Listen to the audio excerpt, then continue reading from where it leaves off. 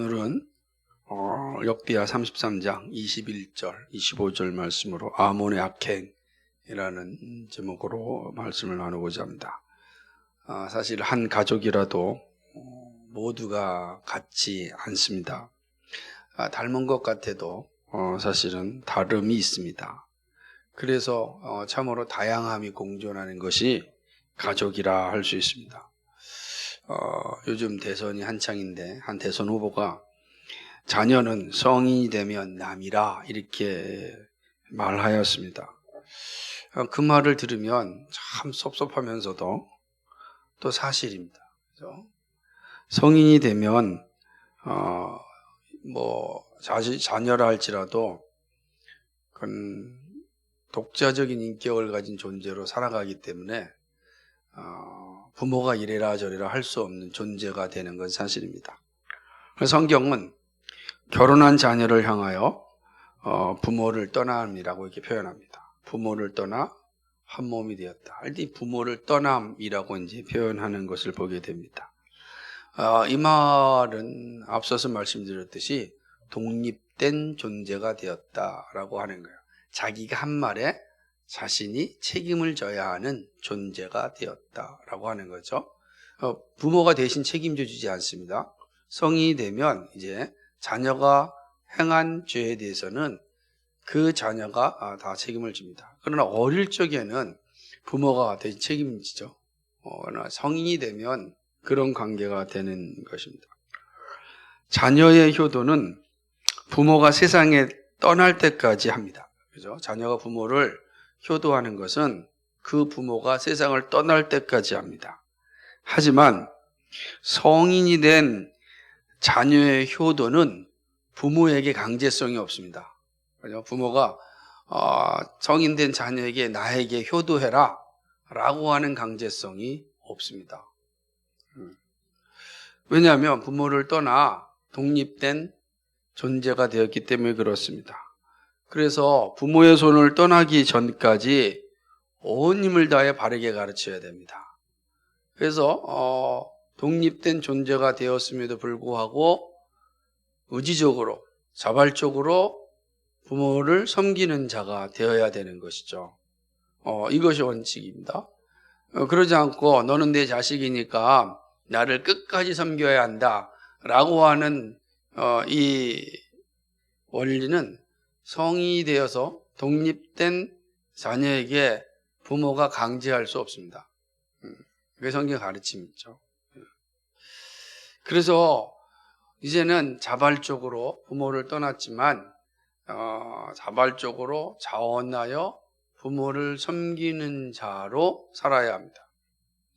근데 그렇게 사는 것은 부모를 떠나기 전에 정말 바르게 잘 가르칠 때 그 가르침이 남아서 이어지게 되는 것입니다. 그러지 않으면 우리가 종종 표현하는 불효라고 하는 말이 자연스럽게 우리에게 다가오게 되는 것입니다. 불효를 한번 잘 생각해 보십시오. 여러분은 왜 불효라고 생각하십니까? 부모를 섬기지 않으니까 불효입니까? 아니면은 왜 불효죠? 그러니까 불효라고 하는 건 부모 입장에서 생각을 하는 거잖아요. 자녀 입장에서는 나는 이 정도면 된 것 같다라는 생각을 가질 수 있잖아요. 근데 부모 입장에는 무슨 소리야? 넌 이 정도는 해야지 라고 하는 거예요. 이 사이에 존재하는 게 불효입니다. 그래서 자녀의 효도와 부모의 불효 이 사이에는 갭이 항상 존재합니다. 그래서 부모가 만족하면 효도가 되고 만족하지 못하면 불효가 되는 거예요. 참 어려운 관계라고 할 수가 있습니다. 이스라엘 왕들의 모습을 보게 되면 참 여러 가지 어떤 생각이 막 교차되는 겁니다. 이스라엘 왕들을 보면 우선 이런 생각이 많이 들어요. 왕의 존재가 이스라엘 백성 전체에 미치는 영향이 참 크다. 그래서 왕이라고는 이 가치가 얼마나 소중하고 중요한가. 왕의 자리에 있지 않으면은 모르잖아요. 그 왕이 행하는 말 한마디, 왕이 만든 그 법, 그 왕의 말, 그 하나하나가 백성들 전체에게 엄청난 영향을 주는 것입니다. 그래서 한 사람의 왕이 망령되게 행하면 백성들 전체가 고난과 비통함에 빠지게 됩니다. 반면에 한 사람의 왕이 거룩하게 또 성실하게 진실하게 그 일을 잘하면 온 백성은 즐거움에 이르게 됩니다. 그래서 이 왕의 자리라고 하는 거, 왕이 된다는 건 얼마나 소중한지 모릅니다. 그래서 왕이라고 하는 자리, 오늘날의 대통령이라고 하는 자리랑은 좀 다릅니다. 그래서 오늘은 모든 권력이 다 국민으로부터 나온다라는 공화국이기 때문에 개념이 다르지만, 그러나 왕정시대에는 모든 권력이 왕으로부터 나오는 겁니다. 그러니 그 왕의 위치는 지금과 같이 볼 때, 지금 모든 권력이 국민으로 나온다는 공화국에서도 대통령이라는 위치, 위정자들의 위치가 참으로 엄청난데, 왕정시대는 어떻겠습니까? 왕정시대는 이루만 할 수 없는 그런 힘이 있는 것입니다. 그래서 왕을 볼 때마다 참 왕으로 세움을 입는다는 게 참 멋지다, 이런 생각을 하게 됩니다. 반면에 발 한번 잘못 내디디면 나로 인해서 수없이 많은 사람들이 비통함에 빠질 수 있구나, 정말 무서운 자리구나 하는 이런 생각들이 그 왕이라고 하는 자리를 보면서 사실은 가지게 되는 것입니다. 이스라엘 왕족 가운데 오늘 우리가 살펴보는 이 집안, 특별히 이제 히스기야, 므낫세, 이 아몬으로 이어지는 이 3대는 그 어떤 가족보다도 아주 우리의 삶에 충격을 주는 것입니다. 물론 이제 이 아몬 이후에 요아스라고 하는 또 훌륭한 왕도, 요시야라고 하는 훌륭한 왕이 나오지만, 그러나 한번 생각해 보면, 그러니까 요시야까지 이어진다면 더 충격적이죠. 우선 보세요. 히스기야는 참 이 성전 개혁을 이루면서 백성들에게 기쁨과 즐거움을 주었던 그런 왕이었습니다. 근데 그 아들 므낫세는 정말 그의 삶 전반기와 후반기의 삶에 따라 백성들이 울고 웃는 삶이 됐잖아요. 그의 전반기 인생은 정말 우상을 섬기면서 온갖 악행을 행하였습니다. 그러나 하나님 은혜로 그의 후반기의 삶은 정말 겸손함과 하나님의 말씀에 순종함으로 살았습니다. 그러니까 전반기는 온 백성들이 우상 숭배하는 삶을 살았다고 한다면, 후반기는 하나님을 예비하는 삶의 자리로 오게 한 거죠. 그 왕 하나가 변화되니까 온 나라가 바뀌어지는 것을 이제 보게 되는 것입니다. 그 아들을 이제 오늘 살피면 아몬입니다. 아몬은 이 할아버지 히스기야의 삶을 따르지 않습니다. 그리고 아버지의 삶을 따르는데 그 아버지의 전반기의 삶을 따르게 되는 것을 보게 됩니다. 그는 나이가 몇 살 때 사실은 이제 왕이 되냐면 22살 때입니다. 아주 젊은 나이에 왕이 되었습니다. 하지만 젊은 나이에 왕이 된 이 아몬은 그 귀중한 자리를 정말로 가치없이 여기고 말았습니다. 그리고 2년만 통치하고 신하에 의하여서 죽임을 당하게 됩니다. 참 비참하죠. 삶이 참으로 비참한 왕이 바로 이 아몬이었습니다. 그러니까 이 아몬과 함께 살았던 2년의 삶은 이스라엘 백성들에게 어떻겠습니까? 또 한 차례 폭풍이 몰아온 거예요. 히스기야 왕으로 인해서 정말 하나님을 바르게 섬기는 자리에 있다가 아들 므낫세로 인해 가지고 전반기 엄청난 삶을, 정말 끔찍하게 우상 숭배하는 삶을 살다가 하나님의 극적인 은혜로 회심하여서 이제 다시금 히스기야 시대의 영광을 누리려고 했는데, 그 아들 아몬이 그 모든 것을 다시 원위치로 돌리고 다시 끔찍한 우상 숭배의 자리로 가게 하는 겁니다. 물론 요시야로 인하여서 다시 회복되는 역사를 보게 되겠지만, 이런 모습들이 이제 주어지게 되는 것이죠. 그러니 이들과 함께 살았던 이스라엘 백성들, 그 2년은 참으로 끔찍하다고 말할 수가 있는 겁니다. 제가 최근에 아주 유익한 드라마를 아주 보았습니다. 근데 그 드라마의 마지막 장면이 참 저한테 큰 인상을 줬는데 매우 의도적인 대사라고 생각을 합니다. 그 왕이 이제 평복을 하고 시차를 나갑니다. 시차를 나가는데 한 노인이 앉아 있었습니다. 이 평복을 한 왕이 가서 그 노인에게 이야기를 합니다. 그 노인이 한 대사가 이런 겁니다. 자기가 지금까지 오래 살았다는 겁니다. 살면서 3명의 왕을 모셨다는 거예요. 그러니까 그 할아버지가 뭐 관직에 있었다는 것이 아니라 백성으로 살았다는 거예요. 그런데 3명의 왕을 자기가 모셨는데 지금의 왕이 이전에 그 어떤 왕과도 비교할 수 없이 자신의 삶에 평화를 가져다. 그 이야기를 듣는 그 평복을 부는 왕이 미소를 짓고 이제 떠나는 장면입니다. 그 얼마나 행복하겠어요. 그 노인의 얼굴에 행복이 가득하고 평안이 가득한 모습이 담겨 있었습니다. 그것은 바로 그 왕이 자신의 역할을 잘 감당하였기 때문에 그런 것입니다.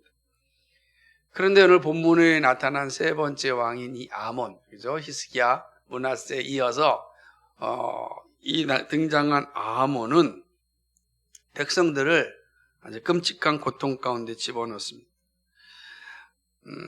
신하에 의하여서 결국 자신의 생명은 끝나게 됩니다. 그리고 남은 국민들은 그 왕을 죽인 신하들을 다시 다 또 죽입니다.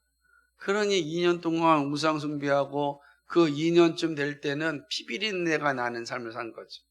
왕의 피가 흘렸고 왕을 죽인 신하들을 또 국민들이 다 죽였으니 그 2년 동안 이 끔찍한 역사가 주어진 거죠. 그 2년은 평화라고 하는 단 하나도 찾아볼 수 없는 그런 모습이죠. 그렇게 된 것입니다. 아몬은 그 아버지 므낫사의 삶을 보면서 전반기의 삶만을 흠모하며 따라갔습니다. 하나님 보시기에 악을 행하였습니다. 므낫세가 섬겼던 우상을 섬겼습니다. 아버지 므낫세가 회심하였고 변화하여서 하나님을 충실하게 따랐던 후반기의 삶을 따르지 않습니다. 자, 내 눈앞에 아버지 2 삶이 있는데 그 2 삶 속에서 아몬이 선택한 건 변화된 아버지의 모습이 아니라 변하기 되기 전에 아버지의 모습을 따른 것입니다. 그러자 이 아몬은 그 아버지 므낫세보다 더욱 악행을 행하는 사람이 됩니다. 그러니까 변화된 아버지의 모습을 보면서 저 삶은 나는 따르지 않겠다라고 한 이 아몬이 결정한 것은 아버지보다 더 악한 죄를 짓는 일이었습니다. 힘을 다해 우상을 섬겼고 부정과 부패에 빠졌습니다. 그러니까 그럴 수밖에 없는 게 젊은 왕 아몬의 그 모습에는 아버지의 전반기 삶이 매력적으로 다가왔을 것입니다. 자신의 권력을 마음껏 휘두르고 마음껏 쾌락을 누릴 수 있고 그 삶이 얼마나 신나고 즐겁겠습니까? 자기 말 한마디에 모든 사람들이 다 움직이니 거기에 왜 자신이 가서 겸손하게 무릎을 꿇거나 또 숙이거나 그럴 필요가 어디 있겠습니까? 나에게는 그 아버지가 젊을 때 행하였던 그 모습이 매력적으로 다가왔을 것입니다. 그러나 분명히 그의 아버지는 전반기에 삶아 있는 것이 아니라 변화된 회심하여 하나님을 진심으로 따랐던 그의 나머지 모습도 있었습니다. 이것은 아몬에게서 매우 중요한 그 가르침, 교훈을 준 것입니다. 그런데 아몬은 그 교훈을 다 내팽개치고 온갖 타락과 우상 숭배하는 일에 열심을 낸 것입니다. 그러니까 신하가 왕을 죽이는 겁니다. 신하가 왕을 죽일 정도예요. 얼마나 그 왕이 악행을 행하였으면 신하가 도저히 볼 수 없어서 죽였겠습니까? 안 그러겠습니까? 도저히 볼 수가 없는 거예요. 그러니까 그대로 내버려 두었다가는 정말로 나라가 완전히 이제 멸망의 자리로 갈 것 같다라고 하는 심정이 들어서 그 왕을 죽이지 않았을까. 물론 뭐 왜 죽였는지 다 나와 있지는 않지만 이 본문의 정황상을 보게 되면 그가 악을, 이게 보십시오. 23절에 보니까 여호와 앞에서 스스로 겸비치 아니하고 더욱 범죄하더니 그랬거든요. 그러니까 뭐입니까? 24절에 그 신복이 반역하여 왕을 궁중에서 죽임에, 그러니까 요 사이에 어떤 역사적 내용들이 기록되었는지 우리는 알지 못하지만, 그러나 이 행간에서 우리가 유추할 수 있는 것은 정말로 아몬의 이 끔찍한 범죄, 그 끔찍한 범죄를 이 신하가 더 이상 두고 볼 수 없는 거죠. 그 끔찍한 범죄를 묵인하였다가는 나라 전체가 망할 수 있다라고 하는 위기감이 신하에게 충분히 있었을 것입니다. 그러나 그렇다고 해서 신하가 왕을 죽일 수 있는 권한이 없는 거예요. 왜? 생명은 누구에게 있습니까? 하나님에게 있습니다. 생명의 주인은 하나님이기 때문에 그렇다고 해서 죽이면 안 되는 겁니다. 그런데 저는 이 장면에서 하나님께서 그 신하가 하는 일을 내버려 두신 이 사실을 통해서 또 많은 생각을 하게 되는 것입니다. 나라를 다스릴 수 있는 기회가 왔습니다. 선한 일을 통하여 백성들에게 존경받고 하나님께 영광 돌릴 수 있습니다. 그런데 그 영광을 누리지 못하였습니다. 오히려 하나님을 반역하는 자가 되었습니다. 아몬의 모습은 그래서 많은 생각을 하게 되는 겁니다. 젊은 나이에 그 자리에 주어진 거거든요. 앞서 보았던, 제가 드라마에서 보았던 그 왕도 젊은 나이에 이제 왕이 된 거란 말이에요. 왕이 되었어요. 그 얼마나 기회가 좋습니까? 젊은 나이에 왕이 됐으니 앞으로 주어진 시간 동안 정말로 하나님을 영화롭게 하고 백성들을 평화롭게 만들며 그렇게 통치를 이어간다면 얼마나 행복하겠습니까? 그런데 아몬은 그 일을 행하지 않고 자신의 욕망을 채우는 일에 권력을 사용한 것입니다. 그래서 참 이 아몬의 짧은 기록을 남겨놓은 아몬을 보면서 여러 가지 생각을 하지 않을 수 없었습니다.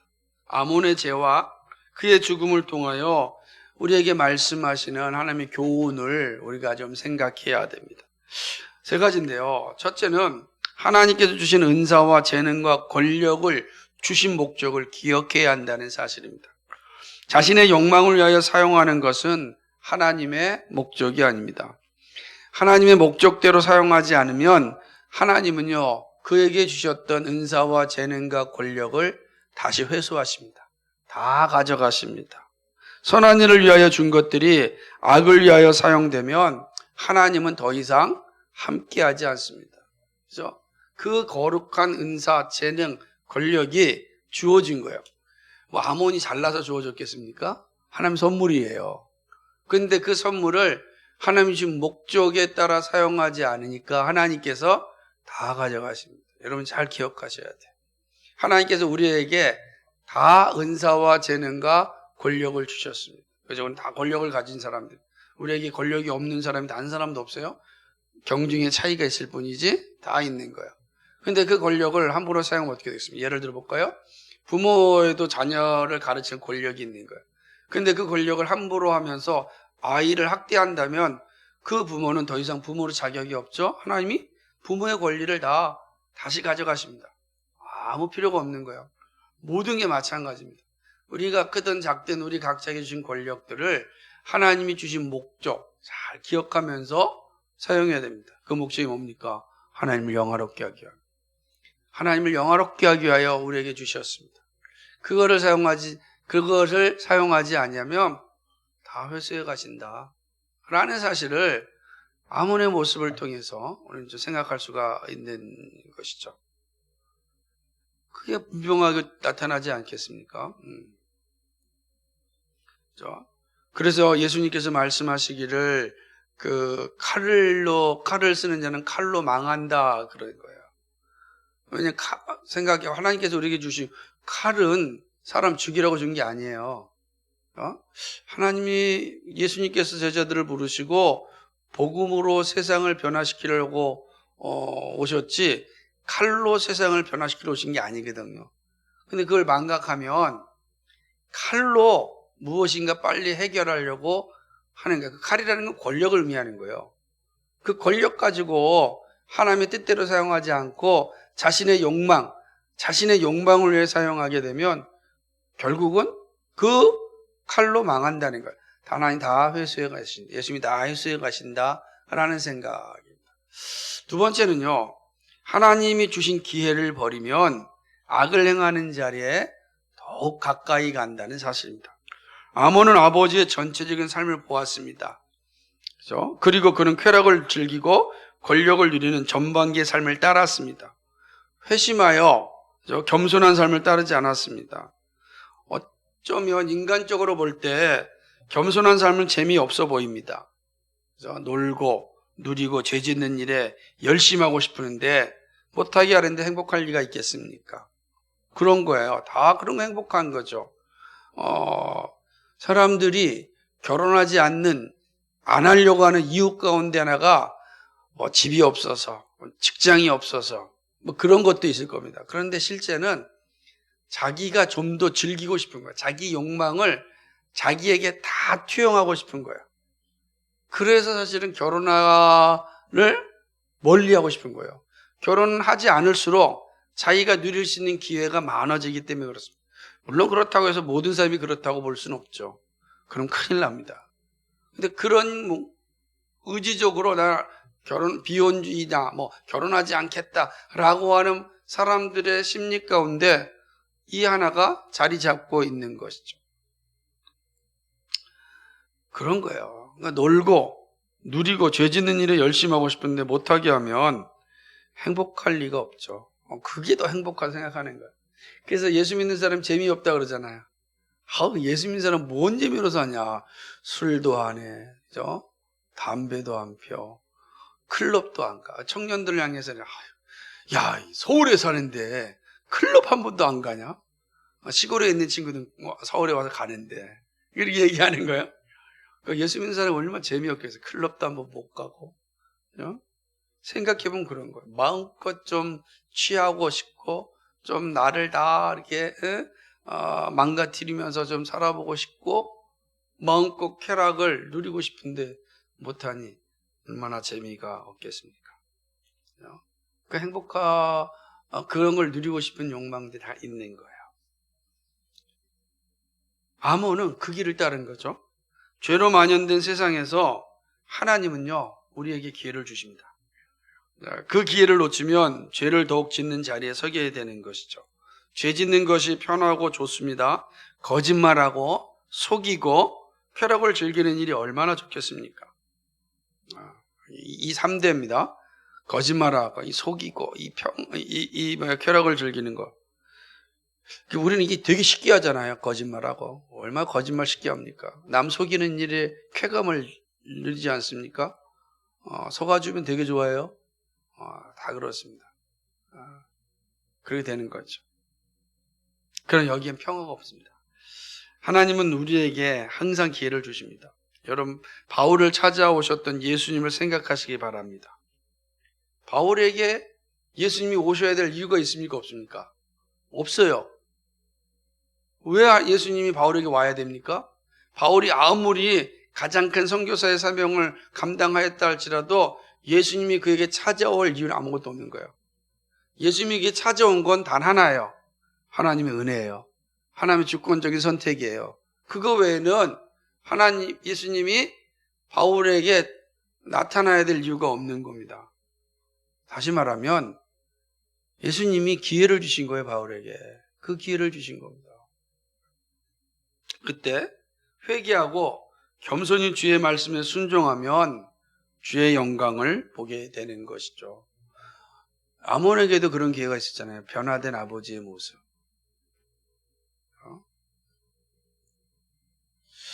여러분, 저는 그러지 않아서 모르겠지만 대부분 제가 아는 어떤 목사님 가운데 하나는 대기업에서 아주 그냥 잘 나가시던 분이었는데 그냥 하나님이 부르심을 받고 모든 걸 버려두고 목사가 되었습니다. 그러니 얼마나 어렵고 가난한 삶을 살아가는 거예요.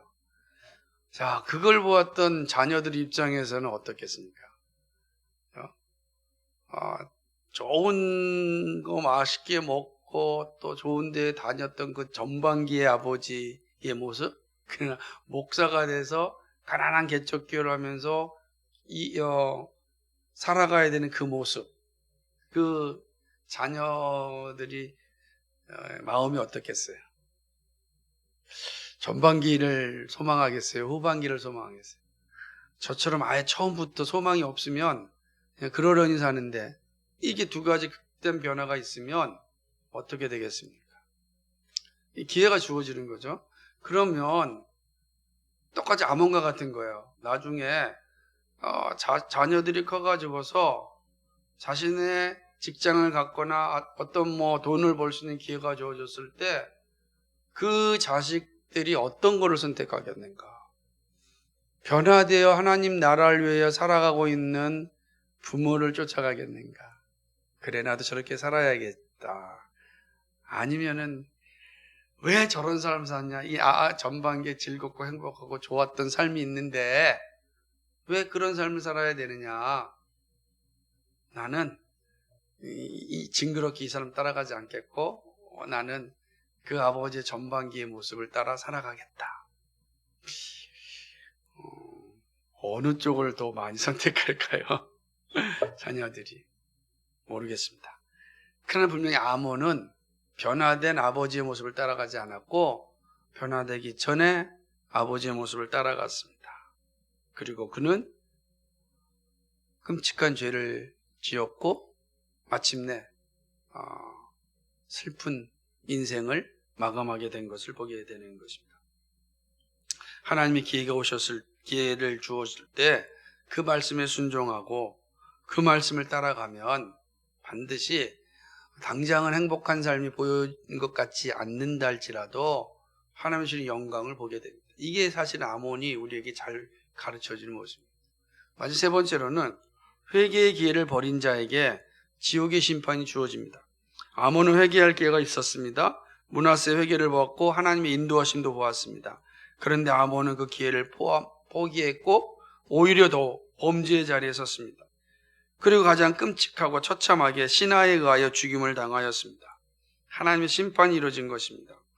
하나님께서 생명은 하나님께 속한 건데 신하가 생명을 앗아갈 때 하나님이 막지 않으셨다고요. 얼마든지 막을 수 있잖아요. 근데 하나님이 막지 않으셨어요. 허용하셨습니다. 그렇게 심판이 이루어진 것입니다. 이걸 갖다가 신학적 표현으로 보면 뭐라 그러죠? 내버려 두십니다.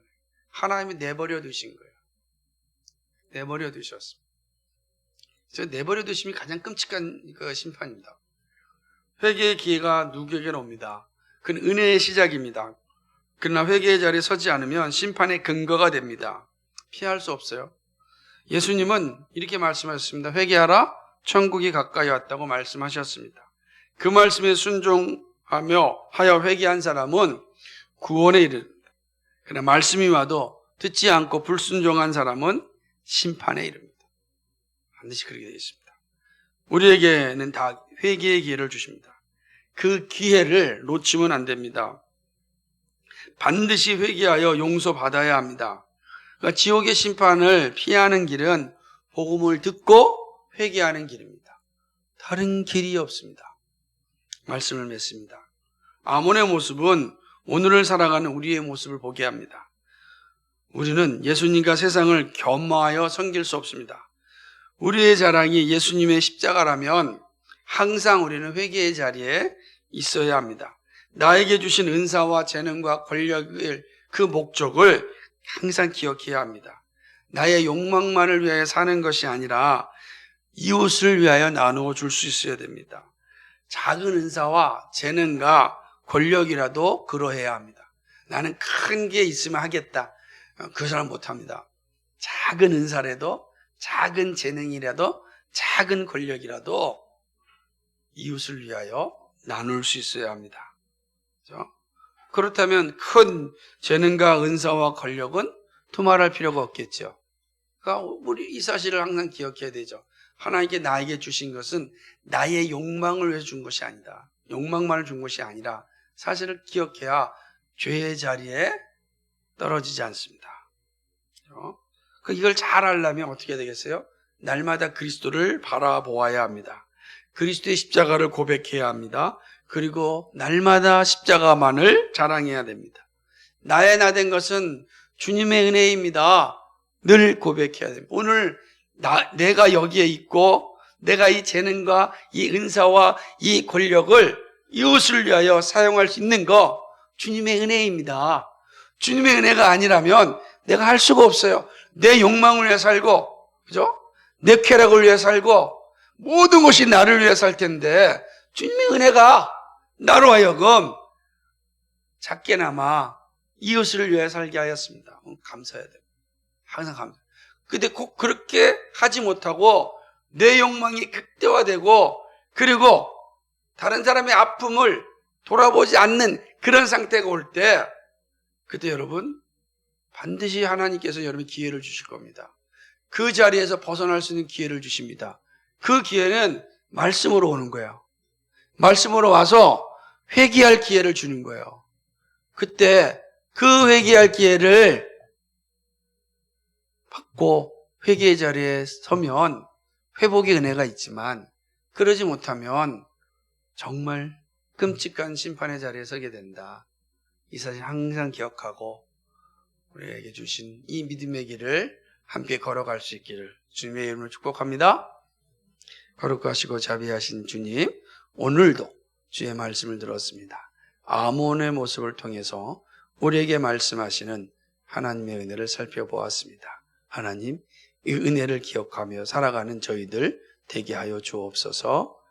정말 하나님께 주신 그 은사와 재능과 권력을 이웃을 위하여 바르게 사용할 수 있는 우리 모두가 되게 하여 주옵소서. 감사합니다. 예수 그리스도의 이름 받들어 기도하옵나이다. 아멘.